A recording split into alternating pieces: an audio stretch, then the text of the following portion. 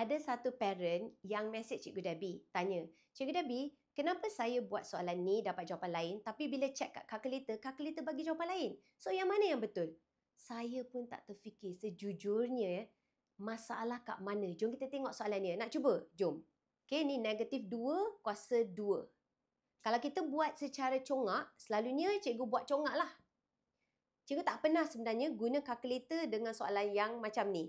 Tetapi kalau student form 1, dengar. Ataupun you selalu guna kalkulator, dengar juga.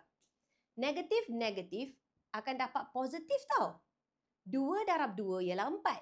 So, you akan dapat jawapan dia positif 4. Positif tu tak perlu tulis pun tak apa. Sebenarnya kita takkan tulis pun positif tu kat depan.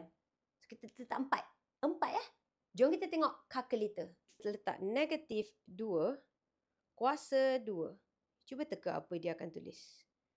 Dia akan kata, ui, negatif 4. Lepas tu dapat jawapan salah kat exam. So sebenarnya apa yang kita patut buat sebenarnya? Kita patut tambahkan something. Kurungan kena tambahkan. Kena letak kurungan untuk negatif 2. Barulah kalkulator tahu yang untuk jawapan dia nak untuk negatif 2 kuasa 2. Baru tekan equal.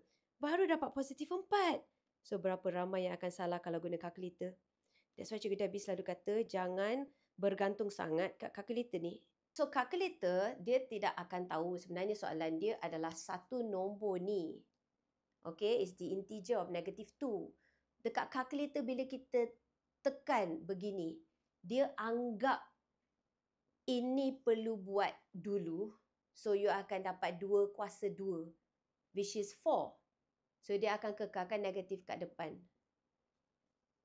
Itulah sebenarnya kenapa pelajar sometimes salah kalau tekan kalkulator. Be careful.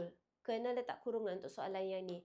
Kalau boleh, soalan macam ni, janganlah guna kalkulator. Negatif, positif. 2 darab 2, 4 terus. Nak join kelas Cikgu Debbie, boleh log on kepada website cikgudebbie.com ataupun tekan link kat bio saya. Alright guys?